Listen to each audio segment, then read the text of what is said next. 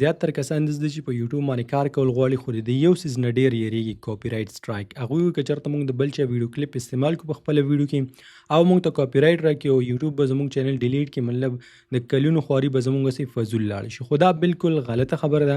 څوک هم چې راته وایي که نه چې په تاسو باندې به د بل چا کلیپ استعمالوي او کاپي رایټ سټرایک به رامنه راشي، نو دا داسې ده لکه هغه چې د سره یوټیوب کړی نه وي.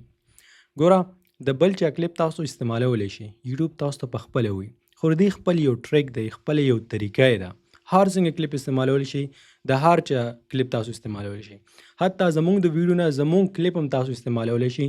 که زه وغواړم زه هم تاسو ته کاپي رایټ سټرایک نشم درکولی، خو چې دا انډر 7 سیکنډ وي، مطلب د 7 سیکنډو نه کم وي، د 7 سیکنډو نه زیات نه وي. موږ په خپله د نورو خلکو کلیپس په ویډیو کې استعمالوو. ګوره زه تاسو ته یو ویډیو ښیم چې د انګلیش په چینل باندې موږ دا اپلوډ کوو. تاسو لږ په خپله وګورئ دا ویډیو. That day, Joanne doesn't just give up a child. She gives up the man who will become the CEO and founder of Apple, a company now worth over $3 trillion.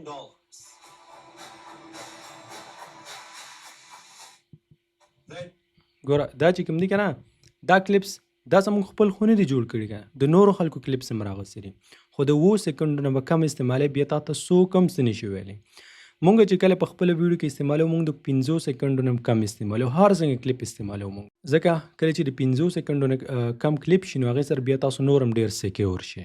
د دې طریقې خو مونږ آلریډي تاسو د یوټیوب اټومیشن په کورس کې ښودلې ده، خو اوس د دې په باره کې بل داسې ورکوټ شانې کورس په همدغه کورس کې درته ایډ کوو. په سیکنډ نمبر باندې ډېر خلک یېرېږي د SEO نه، سرچ انجن اپټیمایزیشن نه، چې مطلب ټایټل به څنګه لیکي، ډسکرپشن به څنګه لیکي، ټیګز به څنګه لیکي، دا ټولز به استعمالوي، هغه به استعمالوي، پیسې به درنه لي، پوره د سر درد یې جوړ کړی. خو دا غلطه خبره ده. دا SEO چې کوم دی دا ډېر زیات اسانه کار دی، خو چې څوک یې درته په صحیح طریقې سره وښایي. مونږ په کومه طریقه باندې کوو، مونږ چې په کومه طریقه باندې کوو په دغه طریقه باندې تاسو مو کوئ، مونږ ته ډېر ښکلی رزلټ راکوي، تاسو هم همدغه شان رزلټ درکړي.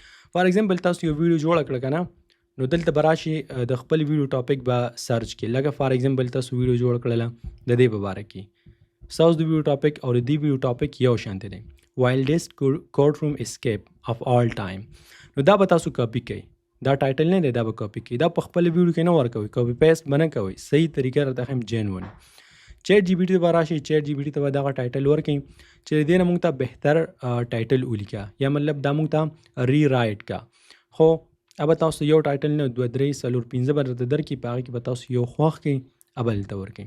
اوس یې ډسکرپشن لیکئ، ډسکرپشن چې لیکئ دا ویډیو به پلی کړي، د دې چې کوم ډسکرپشن دی هغه به چې هغه به کاپي کړي، چیټ جی پي ټي ته به ورکوئ چې دا ما ته ری رایټ کا، د دې نه ما ته بهتر ولیکه، بهتر ډسکرپشن راته ولیکه. ډسکرپشن به درکوم، دغه شانې ټیګز په همدې طریقې باندې به تاسو کوئ.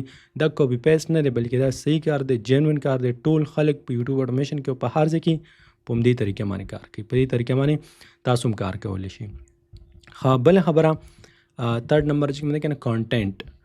زیاتره خلک خفه وي که نه، زه به کانټینټ د کوم ځای نه پیدا کوم، مطلب زه به ویډیو په سم باندې جوړم، ما ته به څه پته لګي زما په ټاپک کې په نیش کې کوم رقم ته ویډیو جوړول پکار دی او کوم رقم ته ویډیو جوړول نه دي پکار. د دې اسانه طریقه ده. ګوره کمپیټیټر دا به تاسو سټډي کوئ. لکه فار ایگزامپل تاسو کمپیټیټر چې کوم دی که نه، همدا به درته وښیم، دا دی.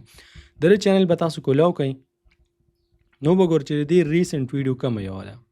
د ده ریسنټ ویډیو چې اوس یې اپلوډ کړي دا دی 4 ورځې مخکې اپلوډ کړی دی، دا 14 ورځې مخکې، بس پرې کې یو خوښه کړه چې اوس یې اپلوډ کړي او په هغې باندې ویوز زیات راغلي.